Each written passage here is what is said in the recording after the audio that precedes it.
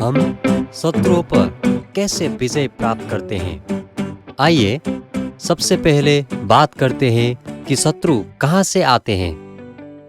परमेश्वर ने शैतान को नहीं बनाया, उसने स्वर्गदूतों को सेवक बनने के लिए बनाया।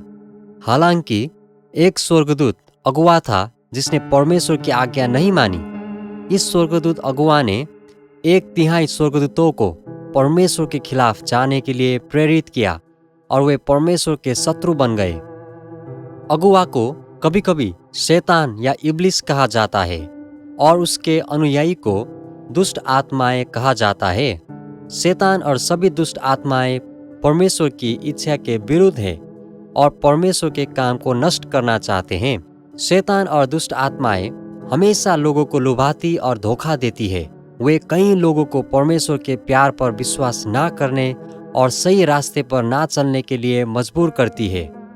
वे कई लोगों को पाप के सुखों की लालसा भी करवाती है।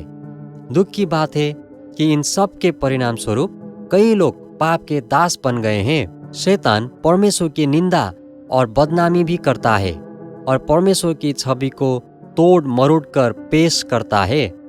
वे हमें परमेश्वर को गलत समझने के लिए मजबूर करता है, यह सोचकर कि वे मतलबी और सख्त है।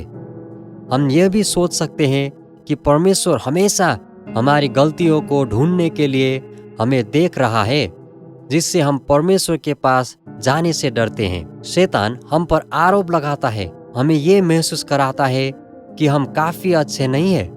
वे हमारी समस्याओं को बढ़ाता है, हमें परछाई देता है और महसूस कराता है कि परमेश्वर हमें पसंद नहीं करता। वे हमें निराश करता है और परमेश्वर के करीब आने की हमारी प्रेरणा को तोड़ता है। शैतान परमेश्वर और अन्य लोगों के साथ हमारे रिश्ते को प्रभावित करने के लिए हमारे दिलों में नकारात्मक विचार और भावनाएं भी डालता है।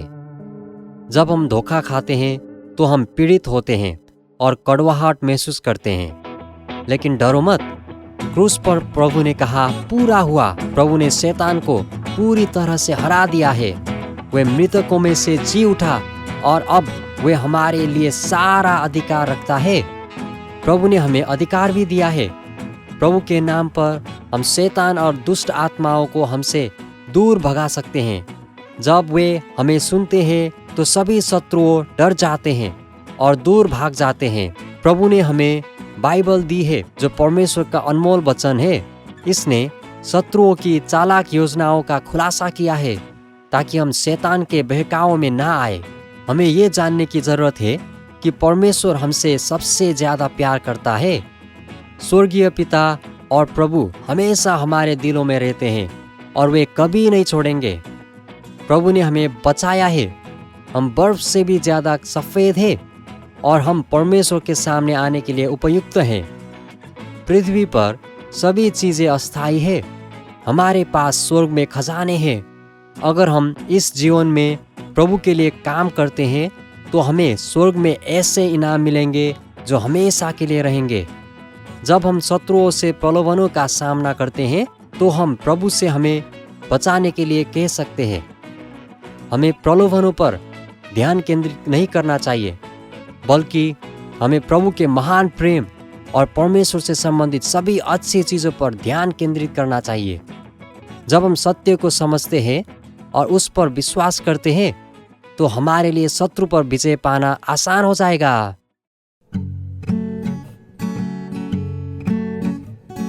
डर न चिंतित दुखित मत होना, धोखा मत खाओ नहीं, अच्छा नहीं प्रभु प्रेम नहीं करता, हार गया लड़ाई। वे सब बातें झूठे हैं, प्रभु ने कहा पूरा हुआ, हम जीत की ओर है। प्रभु के नाम में शत्रुओं को दूर भगा। हा हा हा, सत्य के वचन ने आजाद किया है, देता आशा शक्ति।